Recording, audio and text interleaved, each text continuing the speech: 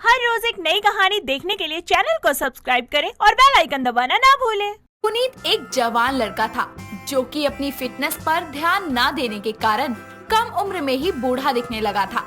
एक दिन वो थका हारा काम से घर आता है और घर आकर अपनी पत्नी साक्षी को आवाज लगाकर बोलता है, अरे साक्षी, जरा पानी का गिलास लाना, बहुत प्यास लगी है। साक्षी उसको रसोई से जवाब देते हुए बोलती है, अरे यार मैं काम कर रही हूँ, आ जाओ ना लेने। यार मैं थक गया हूँ और मेरे पैर भी दर्द कर रहे हैं, प्लीज आकर दे दो ना। आ रही हूँ, बुड्ढे कहीं के।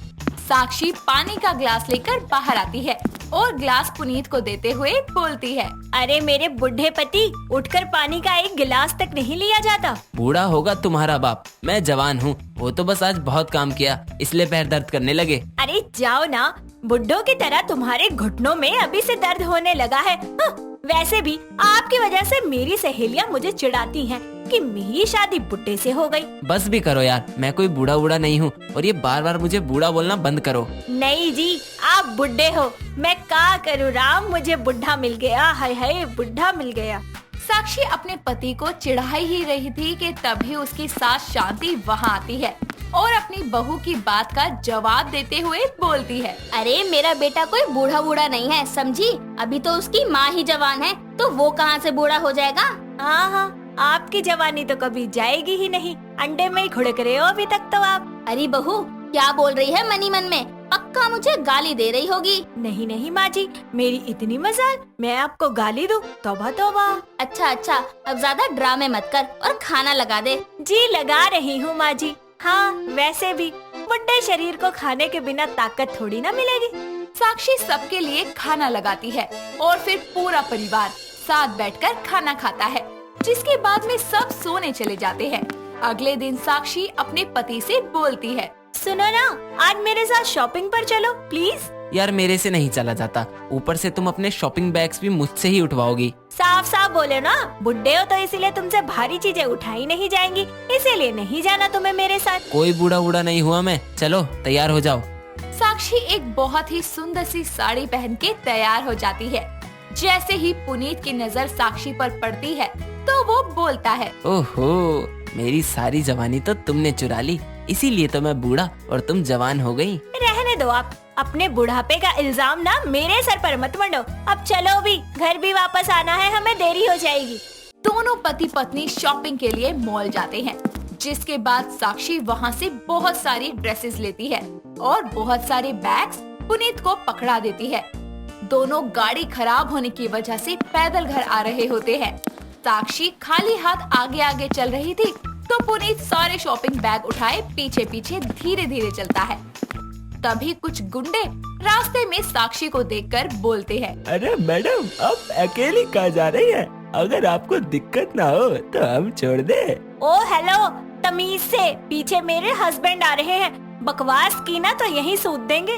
वो गुंडे पीछे देखते हैं तो उनको एक आदमी बहुत सारे शॉपिंग बैग्स पकड़े हुए दिखता है, जिसके बाद वो साक्षी से बोलते हैं, अरे मैडम, आपके जैसे कम से नजीना को हम जैसे गबरू की जरूरत है, इस जैसे बुड्ढे की नहीं। अबे साले, बुढ़ा होगा तेरा बाप, खबरदार मेरी बीवी को छेड़ा तो। मेरा बाप तो बूढ़ा ही है, तेरे जमाने का जो है। सभी गुंडे पुनीत का मजाक बनाते हुए हंसने लगते हैं। तभी साक्षी बोलती है, ओ हेलो, मानती हूँ कि मेरे पति बुड्ढे हैं, पर अक्सर पुरानी हवेली में ही कीमती सामान छुपा होता है, समझे? अरे इनके अंदर कौन सा खजाना छुपा होगा, कहो तो छानबीन कर ले। अब तुम बाहर वालों के सामने मेरी बेइज्जती करोगी क्या? अरे मैंने तो आपकी तारीफ की है। हाँ, पुरानी हवेली जैसा दिखता हूँ क्या मैं? ऐसा ही था तो किसी नए बंगले या फ्लैट से शादी कर लेती।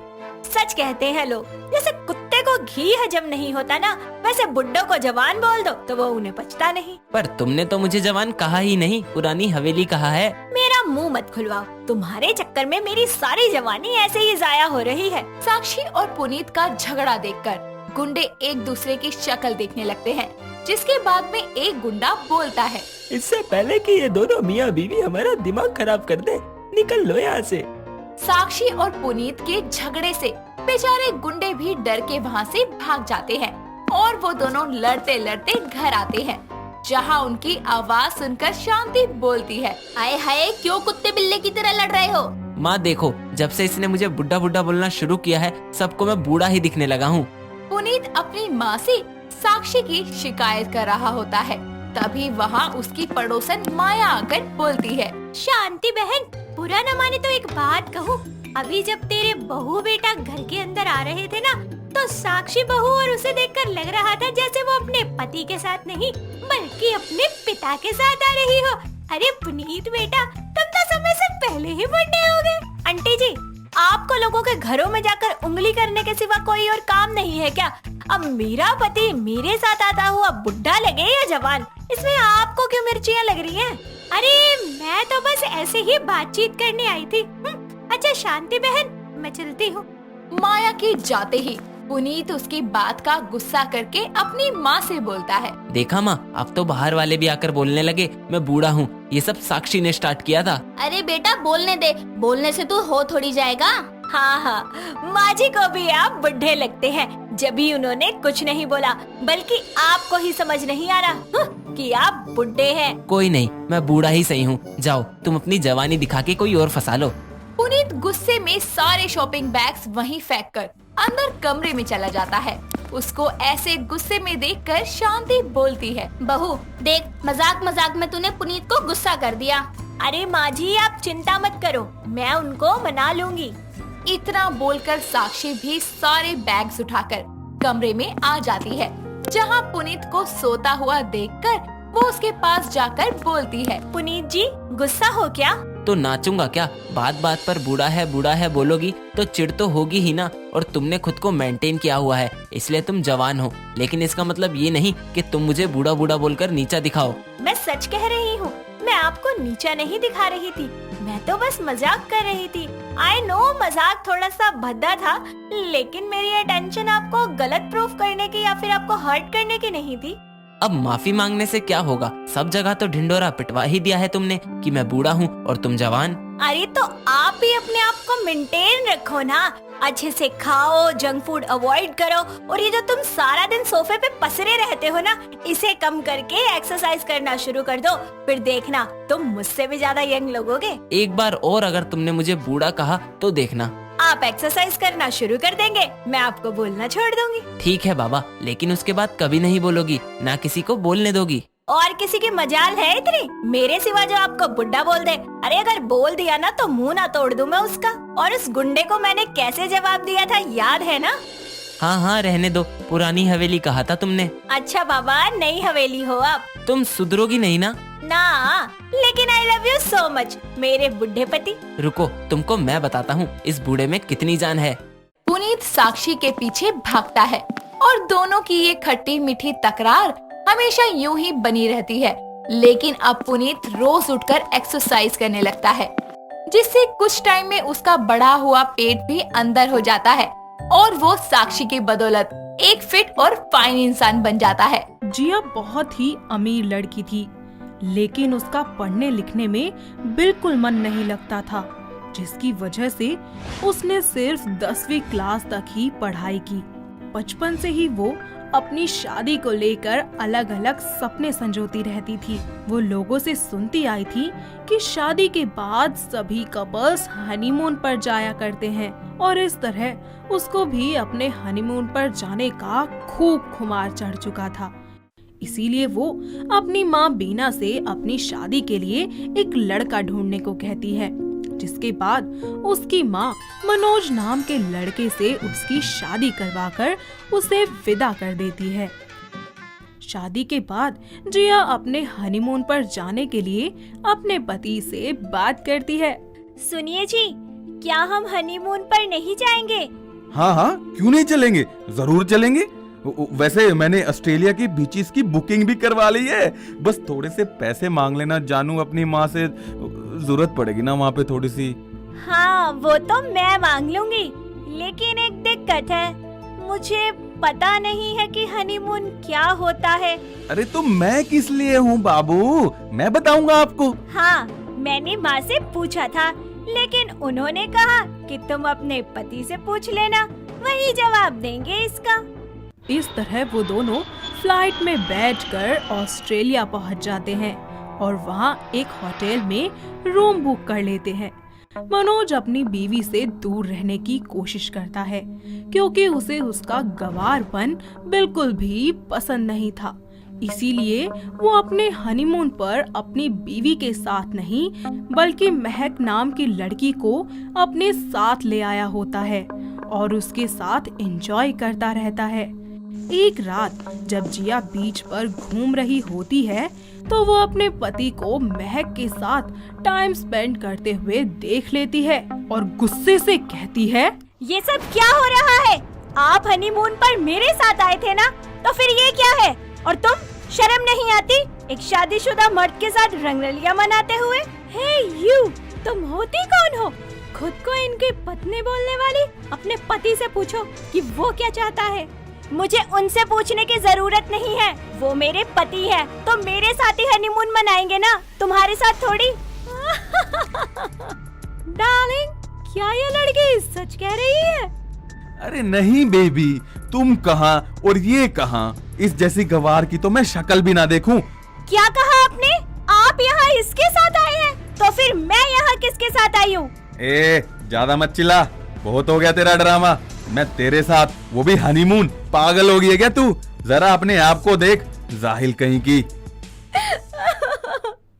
अगर मैं जाहिल गवार हूँ तो मुझसे शादी ही क्यों की? अरे तुझसे शादी तो मैंने पैसों के लिए की, ताकि मैं अमीर हो जाऊं, वरना तेरे जैसी गवार बीबी को आज के जमाने में रखेगा ही कौन?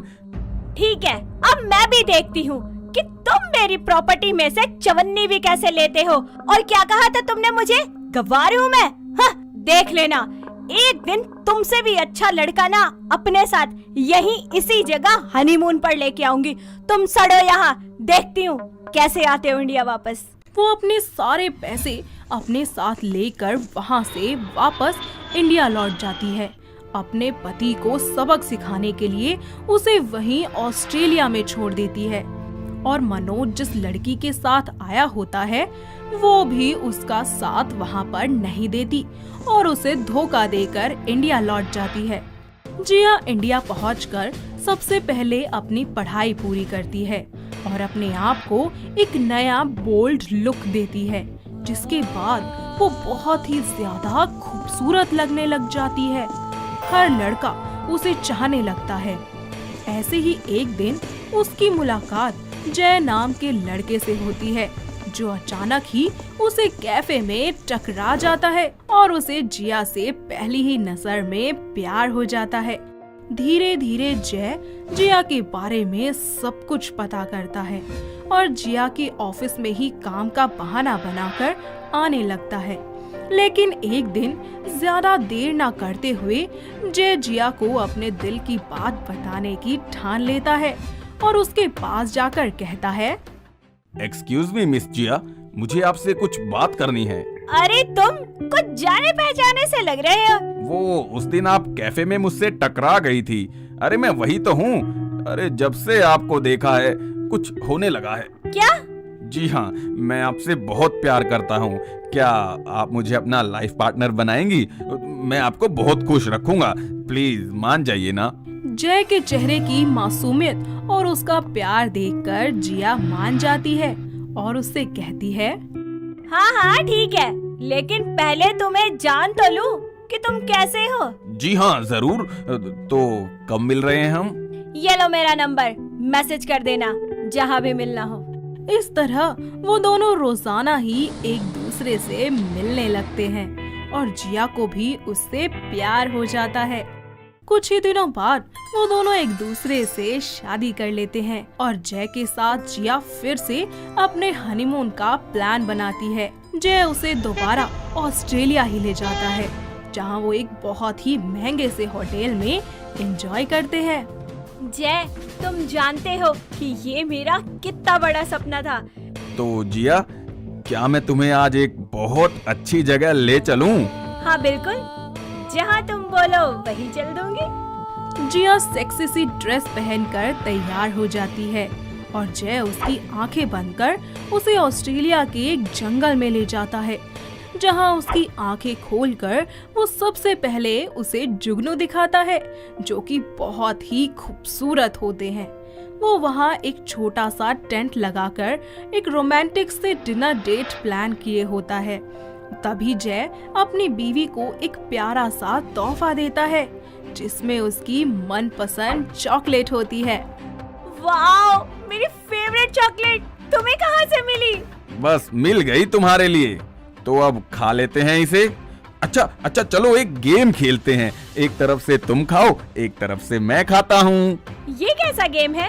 वो दोनों एक दूसरे के साथ चॉकलेट खा ही रहे होते हैं और वक्त बिता रहे होते हैं कि तभी वहाँ अचानक से बारिश हो जाती है, जिसकी वजह से उन दोनों को तुरंत ही अपने होटल लौटना पड़ता है और दोनों ही पूरी तरह से भीग जाते हैं।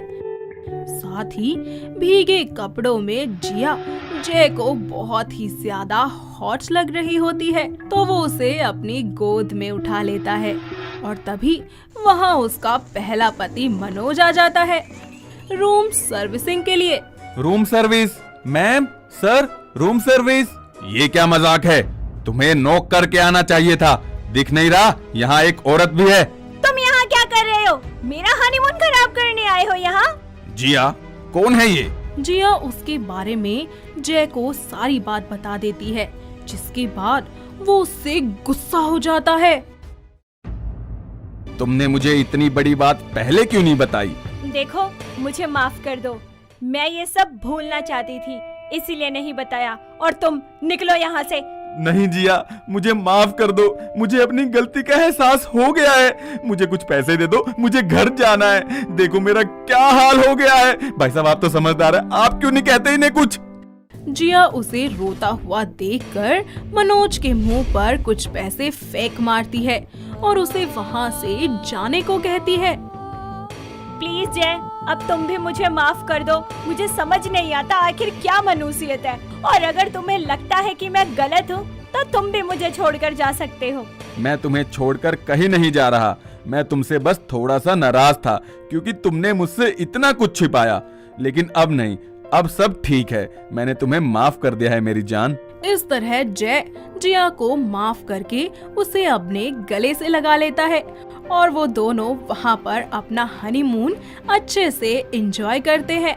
साथ ही कुछ हफ्तों के बाद दोनों वापस इंडिया लौट आते हैं और अपनी पूरी जिंदगी एक दूसरे के साथ खुशी खुशी बिताने लगते हैं। दोस्तों, अगर आपको ये कहानी पसंद आई तो इसे लाइक करें, शेयर करें और कमेंट करके बताएं कि कहानी में आपको सबसे अच्छा क्या लगा।